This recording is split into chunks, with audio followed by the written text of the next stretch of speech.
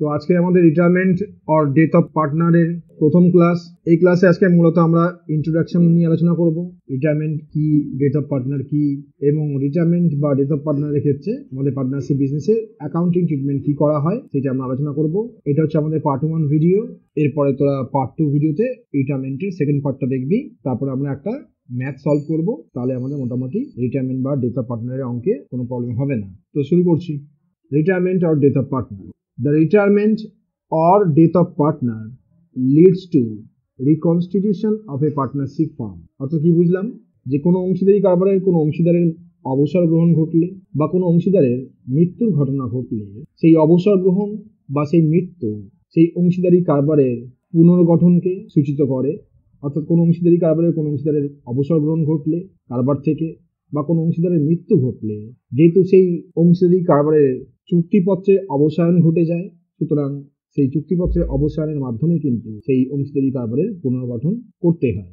On the retirement or death of a partner, the existing partnership did comes to an end.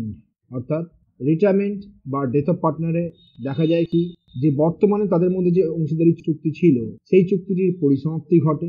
And in it's place, সেই জায়গাতে a new partnership did, একটি নতুন অংশীদারি চুক্তি তাদের মধ্যে তৈরি করার প্রয়োজনীয়তা দেখা যায়। Needs to be framed whereby the remaining partners continue to do their business on changed terms and conditions। অর্থাৎ তাদের মধ্যে যে বর্তমানে চুক্তিপত্রটি ছিল বা চুক্তিটি ছিল সেই চুক্তিটির অবসান ঘটে, সমাপ্তি ঘটে। তার পরিবর্তে অংশীদাররা যারা বিজনেসটা চালিয়ে নিয়ে যাবে আগামী দিনে, কন্টিনিউইং পার্টনার্স বলছি তাদেরকে আমরা, তারা তাদের মধ্যে নতুনভাবে একটি চুক্তিতে আবদ্ধ হয় নতুন শর্ত অনুযায়ী, যাতে তারা আগামী দিনে কারবারটাকে সুচারুভাবে চালিয়ে নিয়ে যেতে পারে। তো কি বুঝলাম, যে কোনো অংশীদারি কারবারের কোনো অংশীদারের অবসর গ্রহণ ঘটতেই পারে যে কোনো সময়, বা কোনো অংশীদারের যে কোনো সময় মৃত্যু ঘটতে পারে।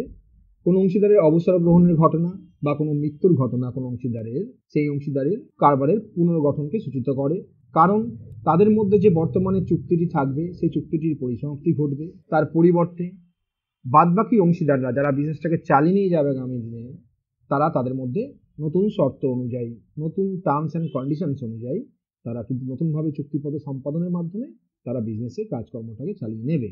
পরের para, there is not much difference in the accounting treatment at the time of retirement or in the event of death of a partner. আমরা আজকের টপিকে retirement or death of partner নিয়েছি। এই কারণে নিয়েছি, কারণটা হলো রিটায়ারমেন্ট যখন ঘটে কোনো একটি বিজনেসে, কোনো পার্টনারশিপ বিজনেসে কোনো পার্টনারের, বা কোনো পার্টনারশিপ বিজনেসে কোনো পার্টনারের যখন ডেথ ঘটে, সেই সময় যে অ্যাকাউন্টিং ট্রিটমেন্ট আমাদের করতে হয়, সেই অ্যাকাউন্টিং ট্রিটমেন্টের ক্ষেত্রে কিন্তু রিটায়ারমেন্ট এবং ডেথ এই দুটো টপিকের খুব একটা বেশি ফারাক নেই। তাই এই দুটো টপিককে আজকে আমরা কম্বাইন্ড আলোচনা করছি, কারণ তাদের অ্যাকাউন্টিং ট্রিটমেন্টের মধ্যে কিন্তু খুব একটা বেশি ফারাক নেই। ইন বোথ দ্য কেসেস, উভয় ক্ষেত্রেই, অর্থাৎ রিটায়ারমেন্টের ক্ষেত্রেও এবং ডেথের ক্ষেত্রেও, উই হ্যাভ টু ডিটারমাইন, আমাদের নির্ধারণ করতে হয়। কি নির্ধারণ করতে হয়? রিটায়ারমেন্টের ক্ষেত্রে আমাদের নির্ধারণ করতে হবে, ডেথ অফ পার্টনারের ক্ষেত্রেও আমাদের নির্ধারণ করতে হবে অ্যাকাউন্টিং এর কাজ। সেই কাজটি কি? The sum due to the retiring partner in case of retirement. যদি কোনো রিটায়ারমেন্ট ঘটে, কোনো অংশীদারের অবসর গ্রহণ ঘটে, সেই অবসর গ্রহণের ক্ষেত্রে আমাদের নির্ধারণ করতে হবে কতটুকু টাকা আমরা তাকে দেব।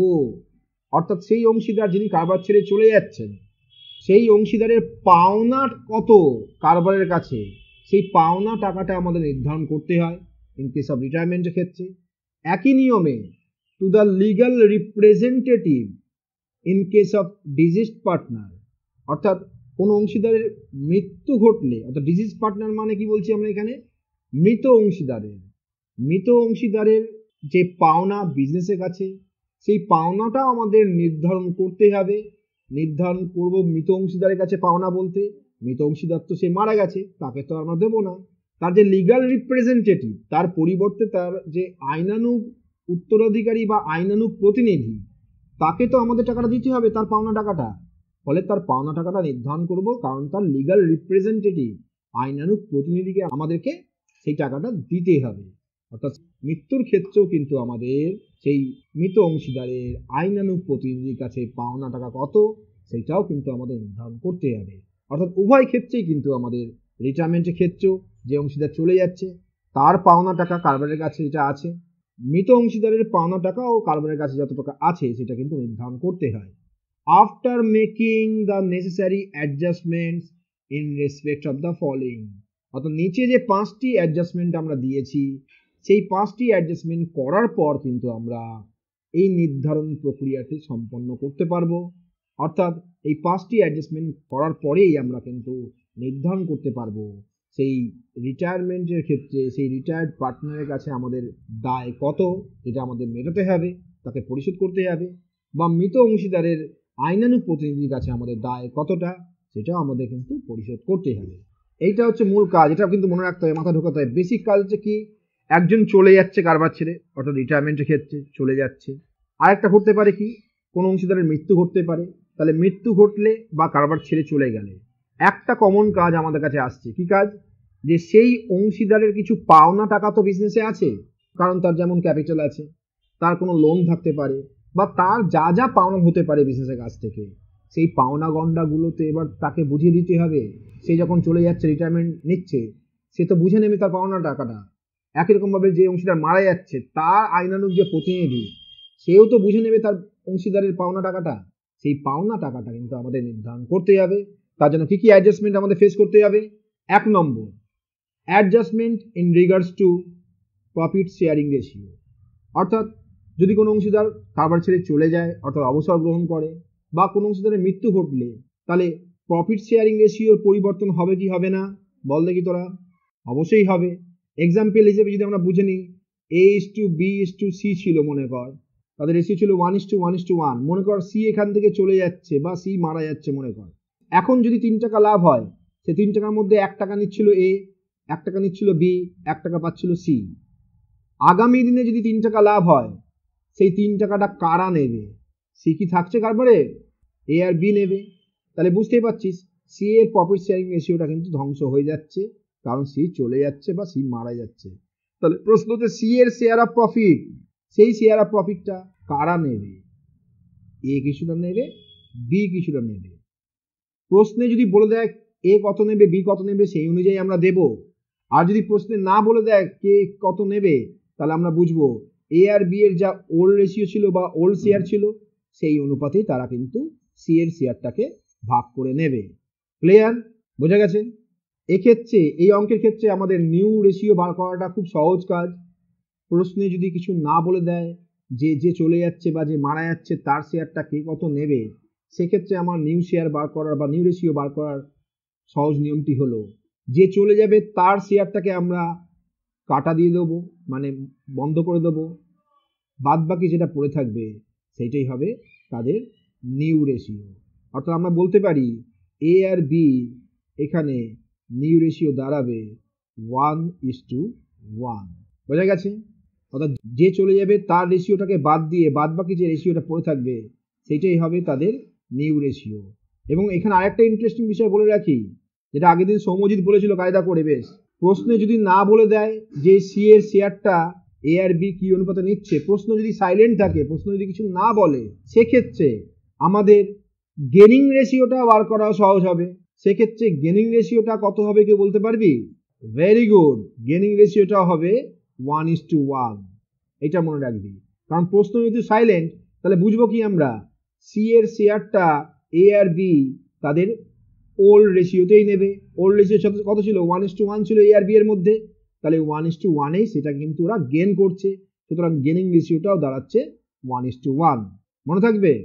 তাহলে নিউ রেশিও এভাবে পাবো, আর নিউ রেশিওটাই বেসিক্যালি গেনিং রেশিও হিসেবে গণ্য হবে যখন প্রশ্ন সাইলেন্ট থাকবে। ক্লিয়ার? এছাড়াও তোরা যদি মনে করিস আমরা গেনিং রেশিও বার করতে পারবো, new ratio minus old ratio, এইভাবেও তোরা গেনিং রেশিও বার করতে পারিস। কোনো প্রশ্ন থাকলে বল। আর একবার বলে দিচ্ছি, মনে কর A:B:C ছিল 1:1:1। এখানে আমরা বুঝতে পারছি কে চলে যাচ্ছে, সি চলে যাচ্ছে। তাহলে সি এর অংশটাকে আমরা কেটে দেবো, এভাবে কেটে দেবো মানে কি, মনে মনে ভেবে নেবো যে সি এর অংশটা আর থাকবে না ভবিষ্যতে। ক্লিয়ার?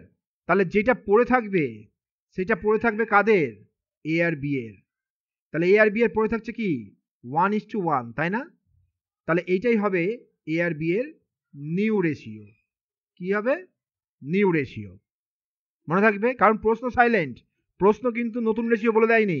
সেক্ষেত্রে আমরা ধরে নেব যে সি এরটা বাদ দিয়ে দেবো এবং বাদ বাকি যেটা পড়ে থাকবে সেটাকেই নিউ রেশিও হয়ে যাবে অটোমেটিক। ক্লিয়ার? এবার আমরা যদি বলতে চাই যে গেনিং রেশিও কত হবে, দেখ প্রশ্ন যেহেতু সাইলেন্ট, এ আর বি কি করবে, সি এর এই 1/3 অংশটাকে এ আর বি তাদের ওল্ড রেশিও অনুযায়ী কিন্তু নেবে, 1:1 কিন্তু নেবে। অর্থাৎ আমরা বলতে পারি এ আর বির গেনিং রেশিও দাঁড়াবে 1:1। কিন্তু প্রশ্ন যদি নিউ রেশিও বলে দেয় তাহলে আমাদের গেনিং রেশিও যেভাবে বার করার ফর্মুলা আমরা জানি সেইভাবে গেনিং রেশিও বার করব। সেক্ষেত্রে গেনিং রেশিও বার করার ফর্মুলা তোরা জানিস, new ratio minus old ratio, এইভাবে গেনিং রেশিও বার করতে হবে যদি প্রশ্নে নিউ রেশিও বলা থাকে। কোনো ডাউট থাকলে বল এবার। তাহলে এইভাবে আমাদের কিছু প্রফিট শেয়ারিং রেশিওর অ্যাডজাস্টমেন্ট আমাদের করতে হবে। এরপরে আমাদের 2 নম্বর অ্যাডজাস্টমেন্ট খুব important, adjustment in regard to goodwill. এইটা কিন্তু খুবই ইম্পর্টেন্ট, এইটাকে স্টার দিয়ে রাখ। অর্থাৎ গুডউইল রিলেটেড অ্যাডজাস্টমেন্ট আমাদের করতেই হবে। কেন করতে হবে সেটা বোঝার ব্যাপার আছে। দেখ এইটা আমরা পার্ট 2 ভিডিওতে কভার করব, গুডউইলটা 2 নম্বরটা। তো গুডউইল রিলেটেড অ্যাডজাস্টমেন্ট বলতে বোঝ যে চলে যাচ্ছে, কারবার থেকে অবসর গ্রহণ করছে বা যে মারা যাচ্ছে, তার কি ব্যবসার প্রতিষ্ঠানের গুডউইলের ওপর কোনো অধিকার নেই? আছে। তাহলে সে যখন চলে যাবে বা সে যখন মারা যাবে তাকে আমরা গুডউইলের অংশ দেবো কি দেবো না? দেব। Very good. তাহলে যে চলে যাচ্ছে বা যে মারা যাচ্ছে, আমরা ধরে নিচ্ছি এখানে সি চলে যাচ্ছে বা সি মারা যাচ্ছে, তাহলে সি কে আমরা তার গুডউইলের মধ্যে যতটুকু অংশ সেইটা আমাদেরকে দিতে হবে সোজা কথায়। অর্থাৎ বিজনেসের গুডউইল কত আমাকে জানতে হবে, কারণ সেই গুডউইলের মধ্যে একটা অংশ সি এরও আছে। সেই সি এর পাওনা অংশটা গুডউইলের মধ্যে কতটুকু আছে সেইটা আমাদের বার করতে হবে। বার করে সি এর ক্যাপিটাল বাড়াতে হবে এবং সি এর ক্যাপিটাল বাড়াবো গুডউইলের জন্য, এবং একই সঙ্গে আমরা এ এবং বি এর ক্যাপিটাল কমাবো সেই শেয়ার অফ গুডউইলের জন্য। এইটা হচ্ছে মুদ্রা কথা।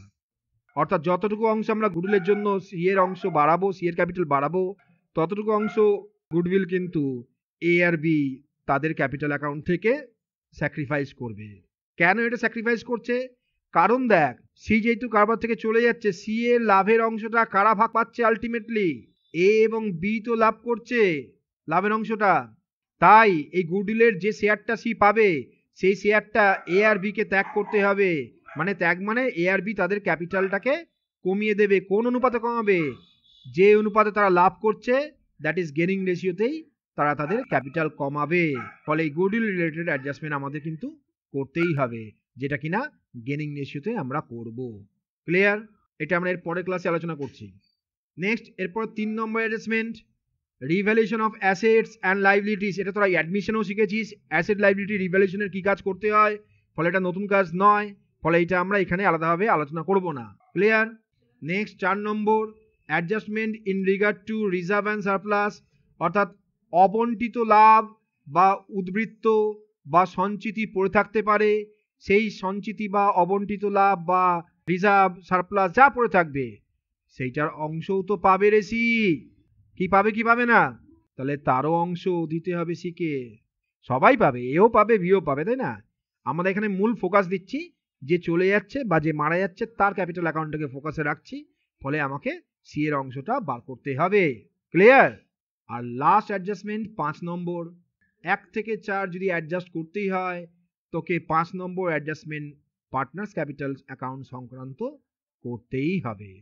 এবং পার্টনার্স ক্যাপিটাল অ্যাকাউন্টে অ্যাডজাস্টমেন্ট আরও মেন ফোকাস দিতে হবে যে চলে যাচ্ছে বা যে মারা যাচ্ছে তার ক্যাপিটাল অ্যাকাউন্টের উপর কিন্তু বেশি ফোকাসটা আমাদের থাকবে, কারণ তারই পাওনা অর্থ বিজনেসের কাছে যেটা পাওনা সেইটা আমাদের কিন্তু নির্ধারণ করতে হবে যে তাকে আমরা at the time of retirement বা in the event of death আমরা তাকে কত টাকা দেব বা তার আইনানুগ প্রতিনিধিকে আমরা কত টাকা দেব, সেটাই কিন্তু আমাদের মূলত এখানে নির্ধারণ করতে হবে। কোনো ডাউট থাকলে বল। তো নেক্সট এবার আমরা শুরু করব। তাহলে 1 নম্বর শেখানোর কোনো প্রয়োজন নেই, 1 নম্বর তোরা জানিস কিভাবে বার করতে হয়। 2 নম্বরটা আমরা শিখবো এর পরের পার্টে। 3 নম্বর এখানে শেখানোর কোনো প্রয়োজন নেই, অ্যাডমিশনে শিখে গেছিস। 4 নম্বরটাও অ্যাডমিশনে তোরা বেশিরভাগটা শিখে গেছিস, এখানে আলাদাভাবে নতুন কিছু আমরা পাবো না। 5 নম্বর পার্ট যেটা adjustment in regard to partners capital, সেইটা আমাদের কাছে important, mainly important retired partner বা ডিজিজড পার্টনার।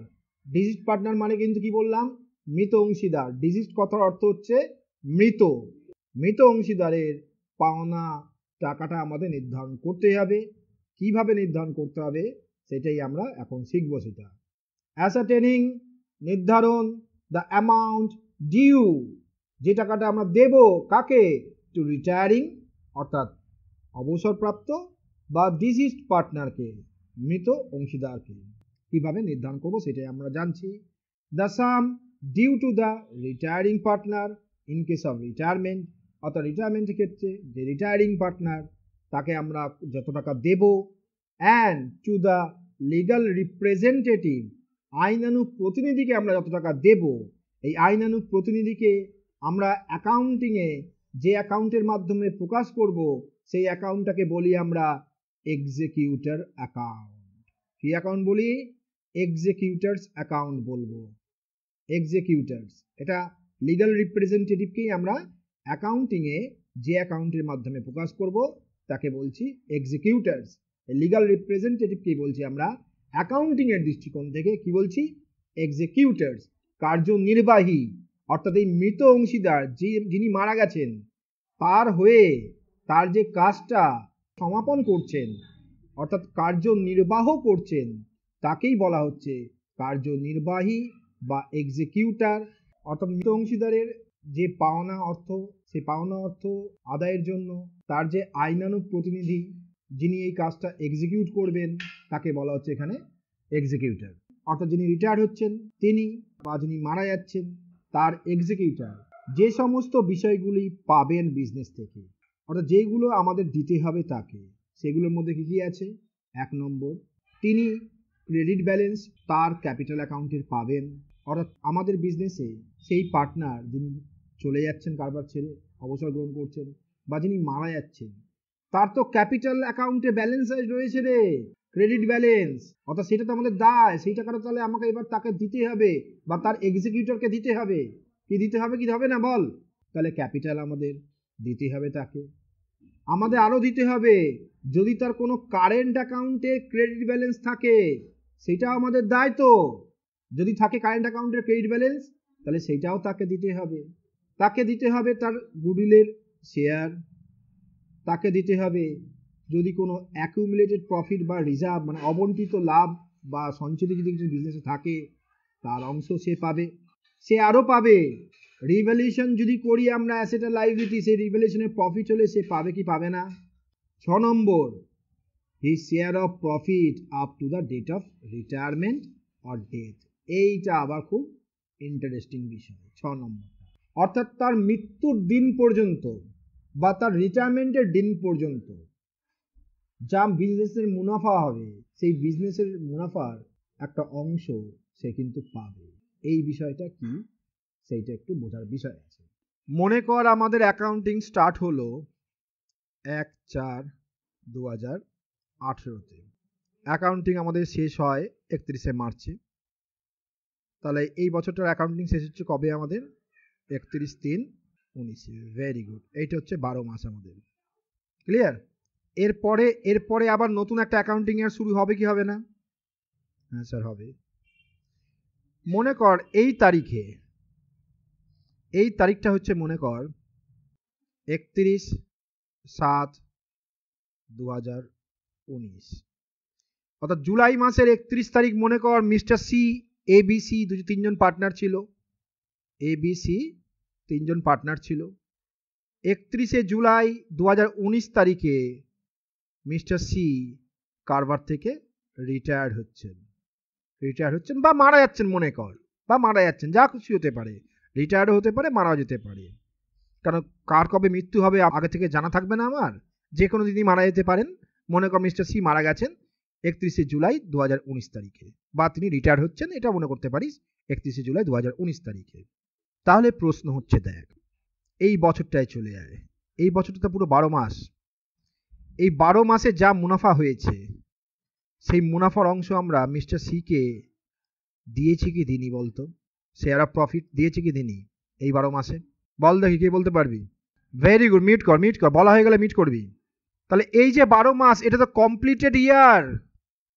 তাহলে কমপ্লিটেড ইয়ারের শেষে আমরা তো মুনাফা নির্ণয় করি কি করি না বলতো? করি, তাহলে আমরা ট্রেডিং অ্যাকাউন্ট করেছি, প্রফিট অ্যান্ড লস অ্যাকাউন্ট করেছি, প্রফিট অ্যান্ড লস অ্যাকাউন্ট নির্ধারণ করে নেট প্রফিট নির্ধারণ করেছি, নেট প্রফিট নির্ধারণ করার পর আমরা profit and loss appropriation account খুলেছি, কারণ এটা পার্টনারশিপ বিজনেস। অ্যাপ্রোপ্রিয়েশনে গিয়ে শেয়ার অফ প্রফিট বার করেছি, শেয়ার অফ প্রফিট বার করে আমরা এ বি সি তিনজনকেই কিন্তু শেয়ার অফ প্রফিট দিয়েছি। ক্লিয়ার? ফলে সেই প্রফিট নিয়ে আর কোনো সমস্যা নেই আমাদের, কারণ এই 31শে মার্চ 2019-এ মিস্টার সি কিন্তু অ্যাজ এ পার্টনার হিসেবে ছিলই। এবার প্রশ্ন হচ্ছে এই ভাঙা মাসটা, অর্থাৎ আমরা বলতে পারি 31শে মার্চ 2019-এর পর থেকে 31শে জুলাই 2019 পর্যন্ত কমাস ভাঙা মাস পেলাম আমরা? এপ্রিল, মে, জুন, জুলাই, অর্থাৎ এই যে 4 মাস, এই 4 মাস বিজনেস চলেছে কি চলেনি? চলেছে। চললে বিজনেসে মুনাফা হয়েছে কি হয়নি? হয়েছে।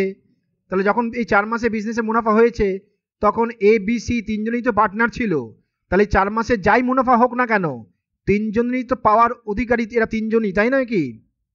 এবার প্রশ্ন হচ্ছে এ বি তো পাবেই, কারণ এ বি বছর শেষ পর্যন্ত থাকবে, কিন্তু সি তো 31শে জুলাইতেই রিটায়ারমেন্ট নিচ্ছে। মিস্টার সি তো 31শে জুলাই 2019-এই তো চলে যাচ্ছে কারবার থেকে, তাহলে বছর শেষ পর্যন্ত কি মিস্টার সি থাকবে? থাকবে না। তাহলে 31শে জুলাই 2019 তারিখেই আমাকে সি এর যা পাওনা গয়না সেটা তো ক্যালকুলেশন করতে হবে রে। করতে হবে কি হবে না? হবে। কারণ কি, আমরা ধরছি রিটায়ারমেন্ট, এরকমও তো হতে পারে মিস্টার সি মারা গেছে 31শে জুলাই 2019-এ, তাহলে সেই তারিখে দাঁড়িয়ে তো আমাকে তার পাওনা গয়না হিসাব ক্যালকুলেশন করে তার আইনানুগ যে প্রতিনিধি তাকে সেটা বুঝিয়ে দিতে হবে, তাই নয় কি?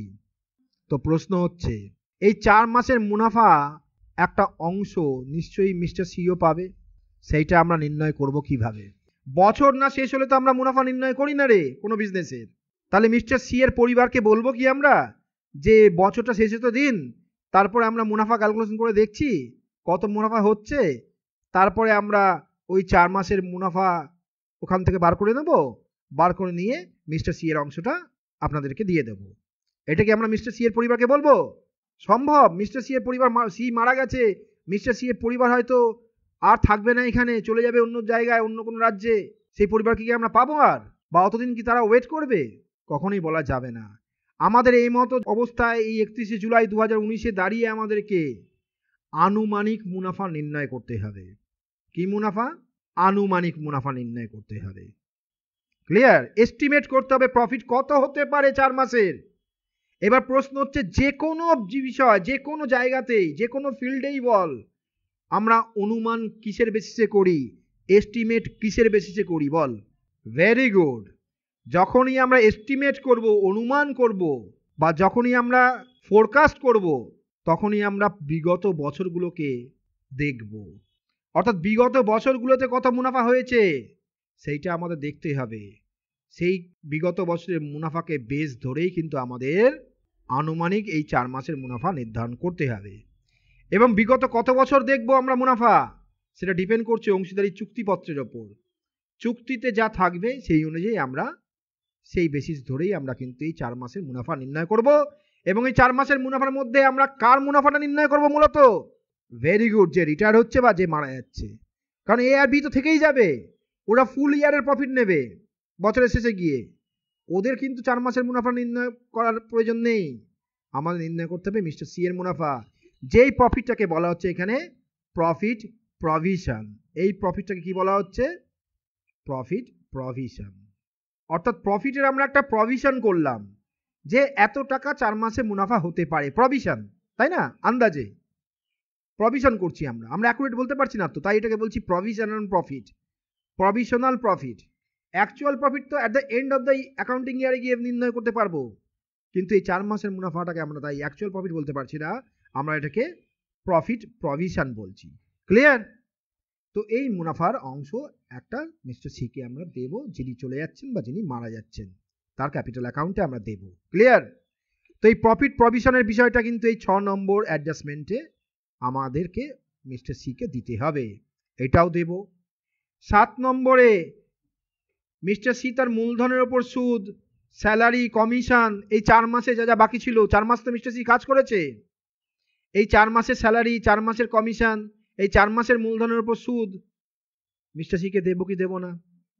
দেবো। তাই বলা হচ্ছে if any due to him, তাকে দিতে হবে up to the date of retirement অথবা ডেথ, তার মৃত্যুর দিন পর্যন্ত বা রিটায়ারমেন্টের ডেট পর্যন্ত তার যদি কোনো পাওনা থাকে মূলধনের উপর সুদ বাবদ, বেতন বাবদ বা কমিশন বাবদ, সেটাও তাকে দিতে হবে। আমরা এত কিছু দেবো, এই 7 প্রকারের আইটেম আমরা দেব যিনি চলে যাচ্ছেন বা যিনি মারা যাচ্ছেন। তো প্রশ্ন হচ্ছে আমরা যেগুলো পাবো বিজনেস, আমরা মানে বিজনেসের ভাবছি, বিজনেস যেগুলো পাবে অর্থাৎ বিজনেসের যা যা পাওনা ওই পার্টনারের ওপর, সেইগুলো বিজনেস কেটে নেবে কি নেবে না বলতো? কেটে নেবে। Very good. তার জন্য পরের পার্টটা, দ্য ফলোইং ডিডাকশনস, নিচের কেটে নেওয়াগুলো ইফ এনি যদি কিছু থাকে may have to be made from his share, তার শেয়ার থেকে কেটে নিতে হবে। কি কি কাটতে হবে? তার কারেন্ট অ্যাকাউন্টে যদি কোনো ডেবিট ব্যালেন্স থাকে, কারেন্ট অ্যাকাউন্টে ডেবিট ব্যালেন্স মানে কি? বিজনেস পাবে তার কাছ থেকে টাকা, সেইটা বিজনেস কেটে নেবে তার শেয়ার থেকে। যদি কোনো শেয়ার অফ লস থাকে, লসের শেয়ার, তার অ্যাকাউন্ট কেটে নেওয়া হবে। 3 নম্বর, যদি লস অন রিভ্যালুয়েশন হয় তাহলে তার অ্যাকাউন্ট কমিয়ে দেওয়া হবে তো নাকি? অবশ্যই। Very good. একই রকমভাবে লসের প্রভিশন হতে পারে তো, অর্থাৎ তার মৃত্যুর দিন পর্যন্ত বা তার রিটায়ারমেন্টের ডেট পর্যন্ত 4 মাসের যে প্রফিট প্রভিশন নির্ণয় করলাম সেটা তো লসের প্রভিশন হতে পারে রে। এরকম তো হতেই পারে বিগত 2 বছরে লসই হয়েছে, তাহলে আগামী 4 মাসেও লস হবে, এটাই আমাকে প্রভিশন করতে হবে, উপায় নেই আমার, তাই না? বোঝা গেছে বিষয়টা? 5 নম্বর, তার ড্রয়িংস যদি থাকে, ওই 4 মাসের drawings up to the date of retirement বা ডেথ, ওই 4 মাসে যা ড্রয়িংস করবে সেটাও কেটে নেব, এবং সেই 4 মাসের ড্রয়িংসের উপর যা ইন্টারেস্ট আছে সেটা আমরা তার অ্যাকাউন্ট থেকে কেটে নেব। কেটে নেওয়ার পর আমরা নির্ধারণ করব অ্যাকচুয়ালি সেই ব্যক্তি যিনি চলে যাচ্ছেন, কারবার ছেড়ে অবসর গ্রহণ করছেন, বা যিনি মারা যাচ্ছেন, তার আইনানুগ প্রতিনিধি, যাকে আমরা বলছি অ্যাকাউন্টিং টার্মে এক্সিকিউটর, তাকে কত টাকা দেব সেটা নির্ধারণ করতে হবে। কোনো ডাউট থাকলে, প্রশ্ন থাকলে করতে পারিস। নেক্সট, এবার আমরা দেখব যে স্যার আমরা কত টাকা দেব সেই পার্টনারকে যিনি চলে যাচ্ছেন, বা সেই পার্টনারের এক্সিকিউটরকে যিনি মারা যাচ্ছেন, সেটা নির্ধারণ করব, সেটা নির্ণয় করা শিখলাম। এবার কিভাবে পেমেন্ট করব পার্টনার্স ক্যাপিটাল অ্যাকাউন্টটাকে, অর্থাৎ যিনি চলে যাচ্ছেন তার ক্যাপিটাল অ্যাকাউন্টটাকে কিভাবে পেমেন্ট করব, বা যিনি মারা যাচ্ছেন তার এক্সিকিউটরকে আমরা কিভাবে তার ক্যাপিটাল অ্যাকাউন্টে টাকাটা পেমেন্ট করব, তার অ্যাকাউন্টিং এন্ট্রিজ আমাদের জানতে হবে, জার্নাল জানতে হবে। তাই এখানে আমরা চলে আসছি settlement of the amounts due to the retired অথবা ডিজিজ পার্টনার, অর্থাৎ মৃত অংশীদারের বা রিটায়ার্ড অংশীদারের, অবসরপ্রাপ্ত অংশীদারের যে টাকা ডিউ আছে, অ্যামাউন্ট ডিউ, সেটা আমরা সেটেলমেন্ট করব, তার অ্যাকাউন্টিং এন্ট্রিজ শিখব। 1 নম্বর case, when retiring partner is paid in cash, retiring পার্টনারকে যখন আমরা ক্যাশ পেড করছি, সেই ক্যাশটা ফুল পেমেন্টও হতে পারে, পার্ট পেমেন্টও হতে পারে, যাই হোক না কেন জার্নাল একটাই হবে। কি জার্নাল? যাকে দিচ্ছি, যিনি চলে যাচ্ছেন, তার ক্যাপিটাল অ্যাকাউন্ট ডেবিট, অর্থাৎ সি, এখানে আমাদের এক্সাম্পলে ধরে নিয়েছি সি কারবার ছেড়ে চলে যাচ্ছেন, অবসর গ্রহণ করছেন, তাহলে C's capital account debit, to cash, cash দিলে ক্যাশ, টু ব্যাংক, চেক দিলে ব্যাংক। ক্লিয়ার? নেক্সট, আমরা যদি পার্ট পেমেন্ট করি, প্রথম কেসে যদি আমরা পার্ট পেমেন্ট করি, মনে কর এটা আমরা পার্ট পেমেন্ট করলাম, পার্ট মানে কিছুটা অংশ, সাপোজ মনে কর 50% পেমেন্ট করলাম, তাহলে বাদ বাকি 50% আমরা কি করব? বাদ বাকি 50% তার লোন অ্যাকাউন্টে ট্রান্সফার করে দেব। When the retiring partner's whole অথবা part amount is treated as loan, অর্থাৎ এই দুটো কেস কখন আসে? যখন যিনি চলে যাচ্ছেন, অবসর গ্রহণ করছেন, তার সঙ্গে আগে থেকে চুক্তিবদ্ধ হয়ে আছে কন্টিনিউইং পার্টনার্সরা, যে আমি যদি চলে যাই আমাকে সম্পূর্ণ টাকা পেমেন্ট করতে হবে না, আমাকে সাপোজ 50% টাকা আমাকে পেমেন্ট করবে, বাদ বাকি টাকাটা আমার লোন অ্যাকাউন্টে তোমরা রেখে দেবে, তোমাদের বিজনেসে সেই লোনটা তোমরা ইউজ করো। ক্লিয়ার? সেক্ষেত্রে তার ক্যাপিটালের বাদ বাকি ক্যাপিটালটা আমরা তার লোন অ্যাকাউন্টে ট্রান্সফার করে দেবো, অর্থাৎ পার্টনারের কাছে ক্যাপিটালের দরুন দায় কমবে, লোনের দরুন দায় সৃষ্টি হবে। দায় কমলে ডেবিট হয়, সিস ক্যাপিটাল অ্যাকাউন্ট ডেবিট, দায় কমালাম 50% টাকা, আর 50% টাকা লোনের দরুন দায় সৃষ্টি হলো, জন্ম নিল দায় ক্রেডিট দিক দিয়ে to returning partners loan account. এখানে সি চলে যাচ্ছে, তাই আমরা এখানে লিখব টু সিজ লোন অ্যাকাউন্ট বা to loan from C account 50% টাকা। কোনো ডাউট থাকলে বল। এবার প্রশ্ন হচ্ছে, ওপরেরটা যদি আমরা পেমেন্টটা 100% পেমেন্ট করে দিই, ফুল পেমেন্ট করে দিই, হোল অ্যামাউন্ট পেমেন্ট করে দিই, তাহলে কি লোন আসবে? আসবে কি আসবে না বলতো? কখনোই আসবে না, কখনোই আসবে না। আবার যদি এরকম হয় পুরোটাই যদি আমরা লোনে পাঠিয়ে দিই, তাহলে কি পেমেন্টে জার্নালটা হবে? তখনও পেমেন্টে জার্নাল হবে না। ক্লিয়ার? ফলে দুটো কখন হতে পারে? যখন পার্ট পেমেন্ট হবে, পার্ট লোনে ট্রান্সফার হবে, তখনই দুটো আসতে পারে, একসঙ্গে করতে হবে আমাদেরকে। কোনো doubt? Next 3 number, amount due to deceased partner. মৃত অংশীদারের কাছে যে টাকাটা আমাদের ডিউ থাকবে, সেই টাকার সেটেলমেন্ট করব কিভাবে স্যার? আমরা সেই টাকাটা তাকে তো দিতে পারবো না, তিনি তো মারা গেছেন, তাই না? তাহলে তার ক্যাপিটাল অ্যাকাউন্টটা ক্যান্সেল করব, ক্যান্সেল করে তার প্রাপ্য অর্থটা তার এক্সিকিউটর অ্যাকাউন্টে ট্রান্সফার করে দেব। জার্নাল হবে diseased partners capital account debit two executor account, পুরো টাকাটা। অর্থাৎ ক্যাপিটালের দরুন দায় ক্যান্সেল হলো, এক্সিকিউটরের কাছে আমাদের দায় সৃষ্টি হলো। বোঝা গেছে? মনে থাকবে এই যে এক্সিকিউটর অ্যাকাউন্ট বলছিলাম না, আমরা অ্যাকাউন্টিংয়ে আমরা এক্সিকিউটর অ্যাকাউন্ট মেনটেন করব, যারা যে কিনা সেই ব্যক্তির লিগাল রিপ্রেজেন্টেটিভ, যে ব্যক্তি মারা গেছেন, কার্যনির্বাহী। বিষয়টা বোঝা গেছে? আরে যে পার্টনার মারা গেছে তার ক্যাপিটাল অ্যাকাউন্ট ডেবিট করে করলাম কি, তার পুরো টাকাটাকে আমরা তার এক্সিকিউটর অ্যাকাউন্টে ট্রান্সফার করে দিলাম। এক্সিকিউটরের কাছে আমাদের দায় সৃষ্টি হলো, টু এক্সিকিউটর লিখলাম, তাই এই এক্সিকিউটর অ্যাকাউন্টটা ব্যালেন্স শিটে দায়ের দিকে লিখে দেবো। বোঝা গেছে? এবার দেখ, এখানে আরেকটা জিনিস আসতে পারে প্রশ্নে। অনেক সময় বলা হয় যে এক্সিকিউটরকে পেমেন্ট করে দাও। তাহলে প্রশ্ন হচ্ছে, এক্সিকিউটরকে আগে আমরা এক্সিকিউটরের কাছে পাঠিয়ে দিলাম টাকাটা, এবার যদি এক্সিকিউটরকে পেমেন্ট করতে বলে, তাহলে আমরা কি এক্সিকিউটরকে পেমেন্টে জানান করতে পারবো না? কি পারবো কি পারবো না বল? অনায়াসে পারবো। পরে জানান করব এক্সিকিউটর অ্যাকাউন্ট ডেবিট, এক্সিকিউটরকে পেমেন্টে জানাল করছি, টু ক্যাশ হলে ক্যাশ, ব্যাংক হলে ব্যাংক। এবার যদি বলে যে কিছুটা পেমেন্ট করছি, কিছুটা এক্সিকিউটর আমাদেরকে লোন হিসেবে রেখে দিচ্ছে, তাহলে টু ক্যাশ যতটুকু পেমেন্ট করলাম, আর টু এক্সিকিউটরস লোন যতটুকু লোনে গেল। এই অ্যাকাউন্টগুলো অটোমেটিক চলে আসবে পরে পরে। এগুলো আমার আর এই রিটায়ারমেন্ট বা ডেথের পার্ট নয়, এগুলো নর্মাল জার্নাল এন্ট্রি, যেগুলো তোরা ক্লাস 11 থেকে শিখে আসছিস, সেই কনসেপ্টে জার্নাল করে দিতে হবে। বোঝা গেছে? এইগুলো এক্সট্রা আসতে পারে। বোঝা গেছে কি বিষয়টা?